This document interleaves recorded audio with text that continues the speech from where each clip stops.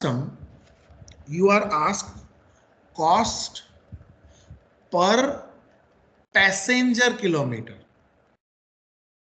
Please बहुत ध्यान से समझना, अभी तक क्या पूछते थे? Cost per kilometre. अब पूछा है कॉस्ट पर पैसेंजर किलोमीटर. तो उसके लिए सबसे पहले मुझे ढूंढना पड़ेगा टोटल पैसेंजर किलोमीटर कितने हुए. तो इसके लिए मैं आपको एक मंत्र देता हूं, याद रखना. जो भी दिया है ना सबको मल्टीप्लाई करते जाओ वन बाय वन. कैसे देखो, मैं सम पढ़ता हूं. अ transport service company is running 3 buses between 2 towns which are 100 kilometers apart. इसका मतलब एक बस, समझना बेटा, एक बस 100 किलोमीटर जाती है, 100 किलोमीटर आती है. मतलब राउंड ट्रिप 200 किलोमीटर की हुई एक बस की. ध्यान रखना, 100 किलोमीटर जाना, 100 किलोमीटर आना एक बस का. एक बस का 200 किलोमीटर हुआ, मल्टीप्लाई बाय ऐसी 3 बस है. मल्टीप्लाई बाय कितनी बस है? ऐसी 3 बस है. सिटिंग कैपेसिटी ऑफ ईच बस इज 60 पैसेंजर. हर एक बस जो है वो 60 पैसेंजर बिठा सकती है रादर. तो मल्टीप्लाई बाय 60 पैसेंजर. लेकिन actual passenger were carried up to 70%. ध्यान रखना, अप टू कितना percent? 70% of the seating capacity. तो इन सबका 70% बराबर. And all 3 buses ran for all the days of the month. तो ये एक दिन का हुआ. ऐसे पूरे मंथ की अगर हम बात करें तो कौन सा मंथ है? अप्रैल. सब में देखो दिया हुआ है April. And April has 30 days. So multiply by 30. अब इन सबको अगर आप मल्टीप्लाई करो तो what will be your answer? See everybody, 100 multiply by 2 multiply by 3 multiply by 60, 70% बराबर, multiply by 30. That comes to 7,56,000. बेटा ये ध्यान रखना है, ये आपको पर डे मिलेगा. मतलब पहले इतना कर लेने का, 100 इंटू 2 इंटू 3 इंटू 60, उसका 70%. समझो बराबर. या 100 इंटू 2 इंटू 3 इंटू 42, वो भी कर सकते हो आप. पहले 60 का 70% मल्टीप्लाई बाय 30. कैसे भी करोगे आंसर तुम्हारा 756 ही आएगा बराबर. 100 multiply by 2 multiply by 3 multiply by 60 multiply by 30 into 70%, तो भी 756 ही आएगा.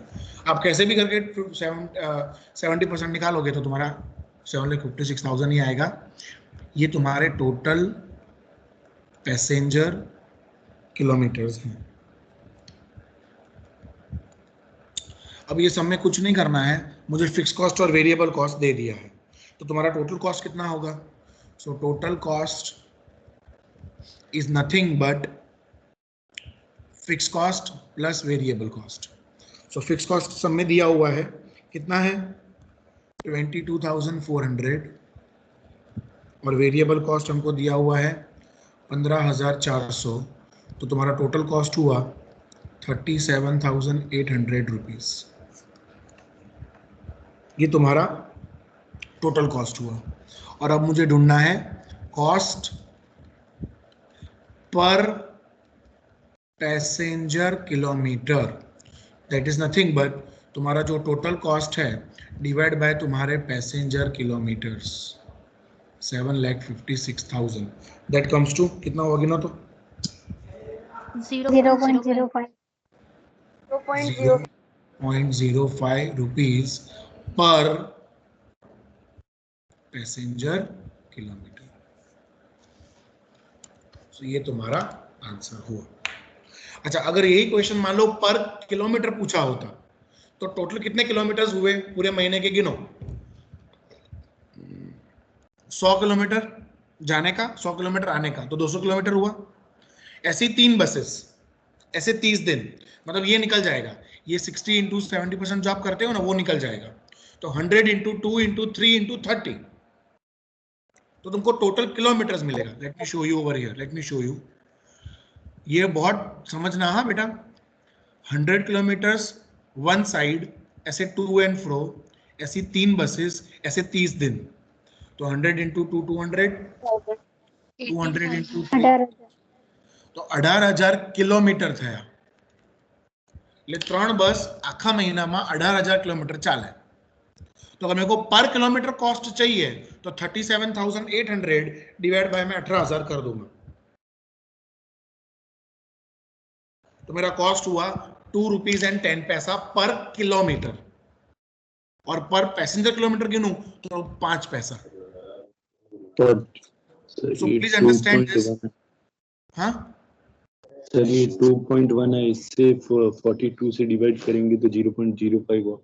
हाँ एग्जैक्टली